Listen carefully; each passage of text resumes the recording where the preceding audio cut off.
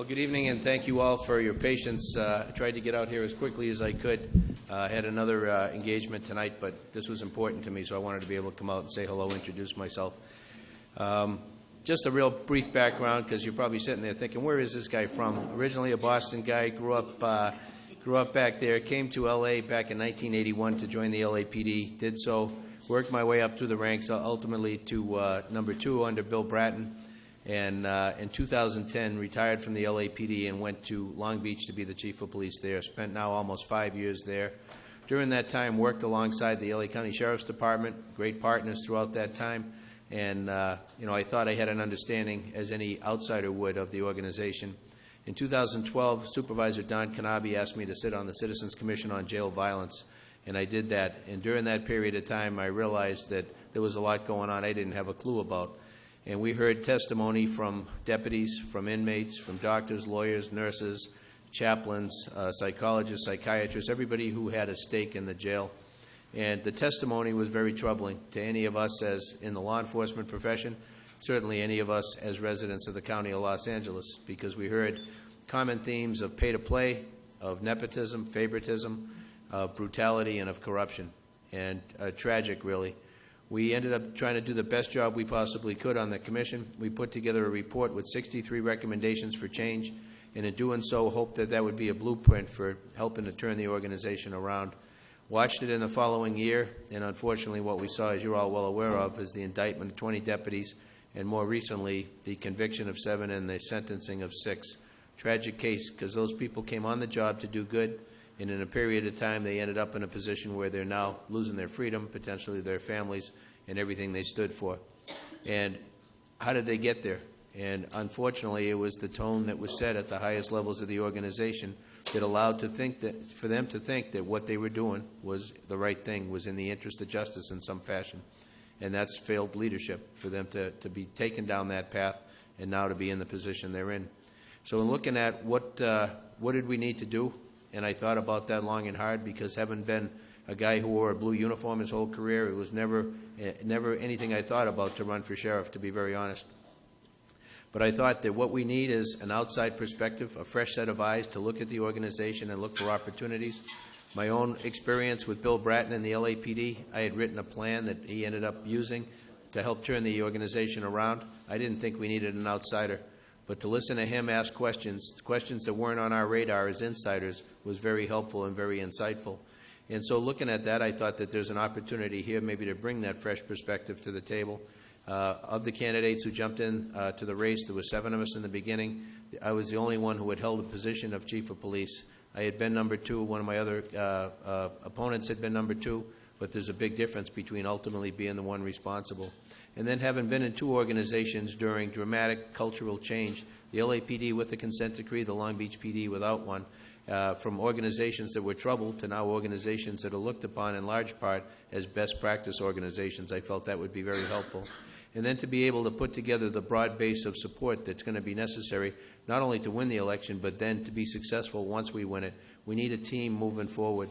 So I feel very comfortable and very, I guess, blessed that I've had that broad coalition of support politically from the far left to the far right and everybody in between, all of the daily newspapers, the police organizations, the unions, and on down the road, which is a critical piece to being able to get the job done once the opportunity comes.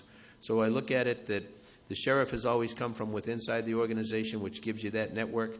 I feel blessed and privileged that I also then bring 29 years with LAPD, 5 years with Long Beach PD, president last year of the LA County Police Chiefs Association, and have the full support of the 45 independent city chiefs that are going to be necessary, that we as a team in the county need to work together very closely to ensure, with all the challenges that we have with crime, with realignment, with counterterrorism, and all of the other issues that we're dealing with, that we operate as a team and we move forward with a common vision. So I'm honored to be able to take any questions you have, any thoughts or suggestions, certainly, on the way out as well.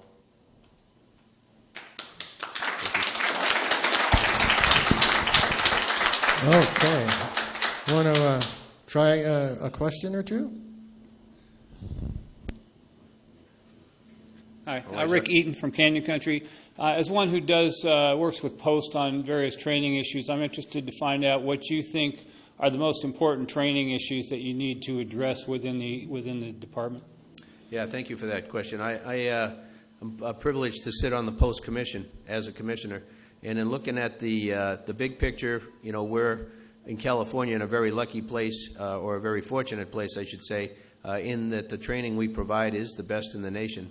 Looking at the Sheriff's Department, there were some issues with some of the training, you know, with the cadre, with the training curriculum in the past. That has been, for the most part, rectified and moving forward in a positive way.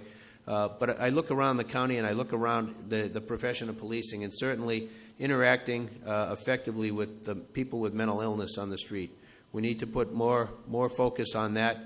You look at so many of our officer-involved shootings, so many of our uses of force involve people who are mentally ill. So the ability to be able to teach officers or teach deputies enough to be able to assess as best they can what they're dealing with when they get to a scene. And I'll use an example on that we teach command presence. We teach being directive, looking people in the eye and taking control of a chaotic situation so that nobody gets hurt and so that you can put some order to the chaos.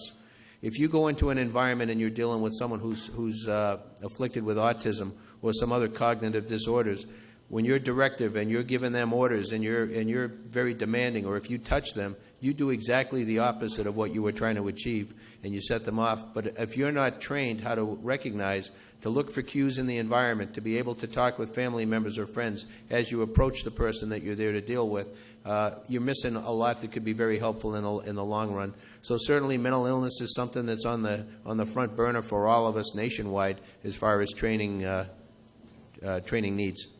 Thank you, sir. Thank you. Rick, come on up. Ask the same question. Okay. He wasn't here. Different person. You might get a different answer. My name's Richter. I'm from Canyon Country. Hi, sir. Out here in Santa Clarita, we are the third largest city in the county now. Right. So we have one sheriff's station where the detectives are in a furniture store. Yep. And we're way over 50 square miles with just one station. Right. Would you use your influence as sheriff to work with the county and the city to expand our sheriff presence here in the city, being we're a contract city? Yeah, thank you. That's a great question. I come from the position I'm currently in is the second largest city.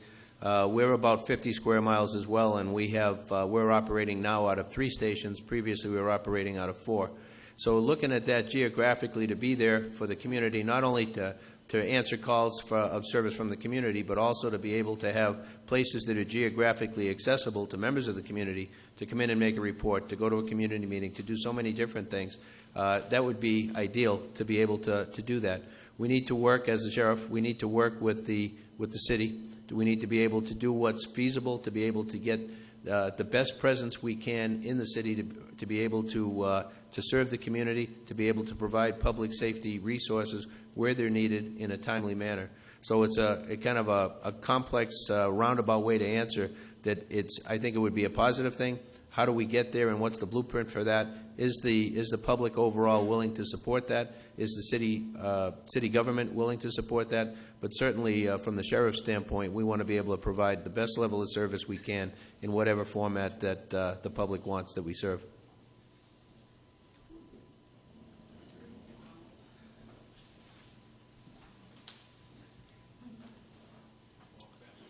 Ed Dunn, Canyon Country. I did ask the other candidate this question, what you would do and what you could do, or can you do, as sheriff, to reduce some of the shootings and deaths when there's a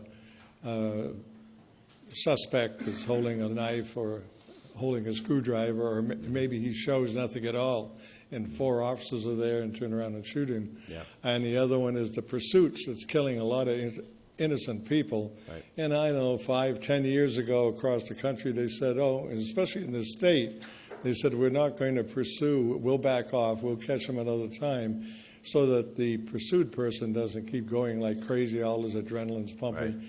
and he hits, T-bones someone in an intersection, kills an innocent family. Right. I'd like to see a reduction of that, And then the shooting part, with animals, we use darts and take the bears out of the tree and then take them back out to the woods. And they have rubber bullets for some some organizations have rubber bullets for civil distress and upset and demonstrations. I was thinking of something like that in the case where someone doesn't seem to really be armed, they probably shouldn't be shot, and there should be either some different training and different devices used, possibly. Yeah. Thank you for that question, because that's certainly something that's on everybody's mind right now in the wake of Ferguson, all the attention that has been focused on that issue. So thank you for that. With regard to officer-involved shootings, those are situations where in LAPD when we were there and in Long Beach PD when I got there, we put into place a 72-hour debrief. So after a critical incident like that, we literally tear it apart with the information that we have at that point. And we look at everything from the initial call. Did the dispatcher or the call taker, did they get everything that was available? Did they dispatch to the officers? What did they know when they got there? Did they exhaust everything they could have done to be able to remedy the situation verbally, using less lethal devices, doing whatever they could to be able to get appropriate resources, whether it's mental evaluation teams or other resources, K-9, to be able to take the suspect into custody. And then we look at the use of force itself. Was it appropriate? Was it in policy? Was it what we trained to? And then in the aftermath of the incident, do they provide medical attention? Do they get the resources in there to be able to do that? Do they preserve the scene? Do they locate witnesses? And do they do everything that we would normally require of them? So that's taken apart very critically. We also, at the scene, we have an investigation done by the involved agency, an investigation done by the DA's office, and then if there's a death, done by the coroner's office as well. So there's a number of different independent sets of eyes that go on any one of these officer-involved shootings. It's unfortunate, but it's part of the world we live in, that there are sometimes a requirement that you use deadly force to protect yourself or to protect others. We train, we learn from every one of these debriefs, every use of force review board, and we learn and we train so that we try and avoid them in the future. So that's something that we do work at very hard. The pursuit piece, that's something that we've come light years from where we were when I began in the business. We rarely called off a pursuit in the old days. Today, it's routine for a senior officer, a sergeant, or a lieutenant, or somebody, a supervisor of communication, that when it appears the pursuit is becoming unsafe based on the circumstances, what are they taking? And we look at the severity of the offense, the speeds, the time of day, the traffic involved at the time, and the conditions of the road. Is it rainy? Is it clear? Or all of those kind of things. And routinely pursuits are called off, where in days past that was not the case for the most part. So I think we've come a long way. Do we have a long way to go? The resources we have, that if you can get a helicopter above the pursuit, then you can pull off the ground units so that they don't have to, and then they just trail in a position where when the guy stops, you can then set up a perimeter, take the guy into custody without being involved in what you like a tragic collision. So there's a number of opportunities to be able to do something different than the way we've done them traditionally, and we look for opportunities all the way to be able to do that. And again, you look at the severity of what they've done. Can you get a license plate? Can you identify that car? Do you know where they're coming back to? So if you know they're going home, you set up on home and wait till they get there and then deal with them accordingly. So both of those issues, high liability, high risk to the community, high risk to the officers, we do everything we can to try and mitigate the risk on all of those. But great, thank you. I appreciate you raising that. Mike Cruz from Canyon Country, wondering if you would support or oppose the creation of a civilian oversight commission in the Sheriff's Department, similar to what they have currently with the LAPD. Yeah, I came out early in support of that, and a lot of people asked me about that. They said, you know what, you're watering down the power of the office of the sheriff, and I didn't see it that way. I was part of the Citizens Commission on Jail Violence, and one of our recommendations there was to put in place an Inspector General. That person is in place. We didn't specifically address the Civilian Oversight Commission, but that's something that I don't find threatening at all. My goal is, part of one of our recommendations was as well, to put in place an Inspectional Services Bureau, by whatever name they chose to call it. It's a different name than that impact. But within the department, to have, at the sheriff's direction, an entity that can go out and do audits and look at the business that we're doing. Are we doing it well? Are there opportunities to be able to do it better? Should we be catching something that otherwise we wouldn't catch? What I see the Inspector General and the Oversight Commission is another filter, that if we don't catch it within the department, I'd sure like to have someone else catch it before it becomes a scandal, before it becomes a problem that we find out about in the newspaper. So I don't find it threatening. I worked with it for 29 years at LAPD, and in my opinion, it worked very well. Thank you.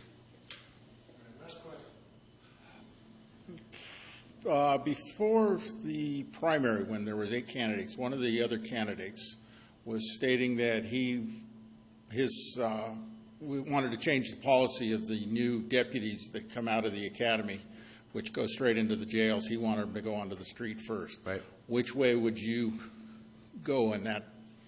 Do you support that, or do you like the idea that they go into the jail and spend 2 or 3 years in the jail before they go to the streets? Yeah, thank you for the question. I was probably the one you're referring to, because that was one of the recommendations as well for the Citizens Commission on Jail Violence, because what we've seen traditionally, and you can talk to deputies about this, is that young people today, they aren't like we were. They put together a matrix for different departments when they want to get on the job. LAPD, LA Sheriff, Santa Monica, Long Beach, or whoever else.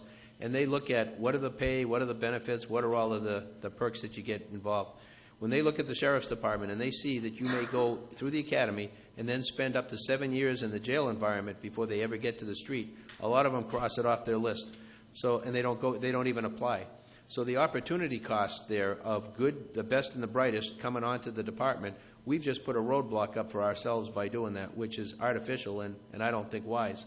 So what our recommendation was, and as well as that, the jail, the custody environment in the Sheriff's Department for many years has been viewed as a dumping ground. We put the new people in there when they get out of the academy. They spent a long time in there before they could get to the street. So you look at, if you're 21 when you come on the job and you stay in there for 7 years till you're 28, 25% of your life was spent in a very tough environment.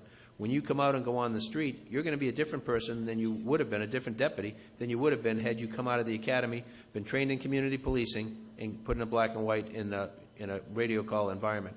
So looking at that, once you finally finished your 7 years and you were able to get onto the street, when you promoted, you were the new guy again, and you went back in the jail for a year or so before you could get back out again. And the goal was to get back out. When you made lieutenant, potentially you would do the same thing again. If you messed up in the street, oftentimes you were sent back into the jail environment. So it was viewed by many as a dumping ground. If you look at it, that's one of your highest liability parts of the department. And if you treat that as a dumping ground, if you were a business, you'd be bankrupt in a short period of time. So rather, we recommended a dual-track system where we recruit, hire, and train people who want to work in the custody environment, and then treat that as a specialty. Give them a career track that's meaningful within that specialty, and don't treat it as a dumping ground. You get a different product if you have people who want to work in that environment, who are sociology majors, psychology majors, people who want to be able to help people in the custody environment so that they're better when they go out than when they came in. That's not for everybody, but for those who want to do it, that's a very rewarding career, and there are a lot of people who do want to do that. So by changing that dynamic, we will change the culture of the organization over time. And we'll put people in the street who want to be in the street, people in custody who want to be in custody, but by treating them in a way where it's a meaningful specialty rather than somewhere where you have to go that nobody wants to go, you get a different outcome. Okay. All right, Jim, we're going to have to wrap up, but we'll be here a while, so you can talk to all these people as long as you like. Could you give us about a 5-minute wrap-up? Sure. Okay. Yeah. No, and it probably won't even be 5 minutes other than, and I would enjoy the opportunity to be able to spend a little time with any of you on one-on-one questions, but I look at where we are at a very unique place in time, and where I feel very fortunate is that at this period of time we have an opportunity, a kind of a crossroads for the potential to be able to change and restore public image of an organization that is truly a great organization. The vast majority of the men and women of the LA County Sheriff's Department are great people working very hard, doing a very difficult, complex, and dangerous job very well. And you know many of those because they serve you out here. We have had a relatively small number of people who have been taken in by a dysfunctional culture, and you've heard all the stories about the cliques and about the the tattoos and about a lot of the dysfunction of the organization, the brutality, the looking the other way, the not reporting stuff. That's a relatively small number of people that have been allowed by the leadership of the organization for a long period of time to do what they were doing. You got to go in, like any business, set expectations high, put systems in place to measure performance and behavior, and hold people accountable to that high standard. The people in the organization who are working hard, they want that. They want to restore. They want to feel good about what that badge symbolizes.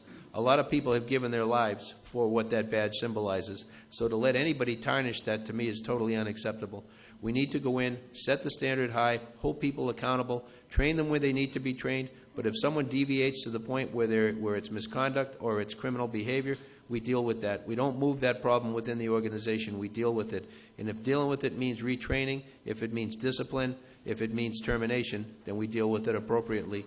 But over a period of time, then you get a pretty clear understanding in everybody's mind as to what the organization stands for, what the values of the organization are, and within the rest of policing, you get a perspective that this is what we want our organization to be like. The LA County Sheriff's Department was one of the places that people across America in the field of policing would go to find out how do you do it, because you have best practices there. That unfortunately has waned in the last several years because of the troubles we've seen. We have the ability to be able to do that, to restore pride and morale within the organization so that people work at their maximum capability, to restore public trust in a great organization that so many of us rely so heavily on. When I come to Canyon Country, you see every day what the men and women of the Sheriff's Department do. Many places around the county, they don't have that appreciation because they have an independent city police department police them, and they don't, as a regular citizen, don't get the opportunity to see them at work. But the LA County Sheriff's Department affects everybody who lives in this county. If there's a major disaster, an earthquake or something similar to that of a large scale, the sheriff of LA County is in charge of relief operations, recovery, and getting people what they need, mutual aid response for not only LA County but also Orange County, because it's a region where two counties are together. So in looking at the need to work together, the need to have a network of police agencies in both of those counties, and then contacts and network at the state and through our federal government, be able to get the resources we need as quickly as we can when we need them. That's done over the last 30 years. I've been working at building those contacts, at working with others throughout the state. I was the president a couple of years ago of the California Peace Officers Association. You know, that's extra work on what we're doing. It's invaluable as far as the network, the relationships that you build. And those are all people, when you need them, they're there for you. So I look around and I hope that I can garner your support on November 4th, 20 days from now, to be able to serve as your sheriff in this county and to be able to make you proud once again of the organization that I know you already have very positive feelings towards, to make that an even better, more responsive organization, and one that in the eyes of all of us in policing across America and all of the citizens and residents of LA County will be proud of. Thank you all very much.